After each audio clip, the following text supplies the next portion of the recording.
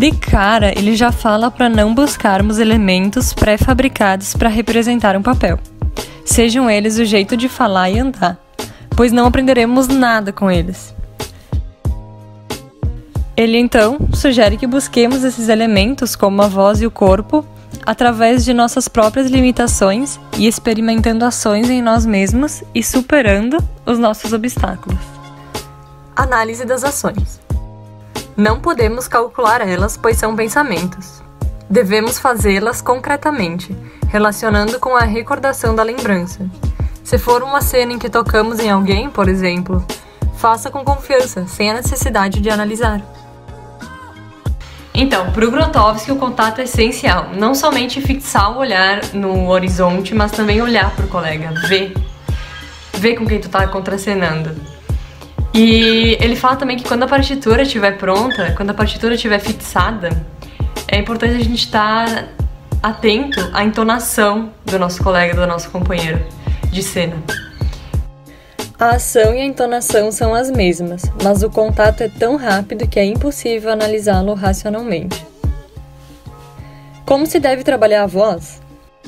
Ele responde: não se deve conscientemente controlar-se. Com isso, acredito eu, ele está dizendo para que nos soltemos e deixemos fluir a nossa voz e não controlar os lugares de vibração do corpo. Nunca ouçam a própria voz, isso é sempre errado. Trata-se de uma regra psicológica. Se escutarem, vocês bloqueiam a laringe e também o processo de ressonância. Ou seja, sempre falar, agir, discutir e fazer contato com coisas concretas. Essa é a forma de pôr em movimento todo o sistema de ressonância dentro do corpo. Então, quando a gente for imitar um cachorro, ele sugere que a gente crie o nosso próprio cachorro através das nossas limitações e obstáculos. Porque a gente não é um cachorro, não tem como imitar um cachorro.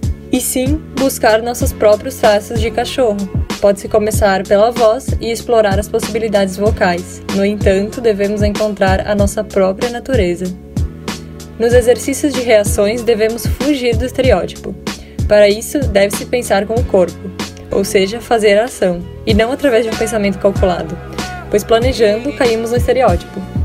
Se eu fosse, por exemplo, fazer o diálogo entre os meus pés na mente, não sairia da mesma forma que fazer como se os meus próprios pés estivessem conversando. Se tiver que usar maquiagem, use. Antes, estudem as modificações possíveis sem ela. E ao usar, se tornarão bem mais expressivos. Para representação de cena, como matar a mãe, se tentarmos se sentir como alguém que fez isso se sentiu, ainda assim não vai ser verdadeiro. Então a gente pode ter a lembrança de um animal que a gente matou, mas ainda assim não é a mesma coisa, mesmo que a gente lembre da posição das mãos e do corpo e da sensação, ainda assim não é verdadeiro. O ingrediente essencial é a gente tentar lembrar do clímax daquele momento e tentar transferir para o corpo na forma de ação concreta, transferir para o corpo e para o nosso colega. A partitura serve de base, ela constrói os detalhes da montagem, mas o que permite a espontaneidade são as ações dos atores, os seus impulsos. No texto ele denomina símbolos.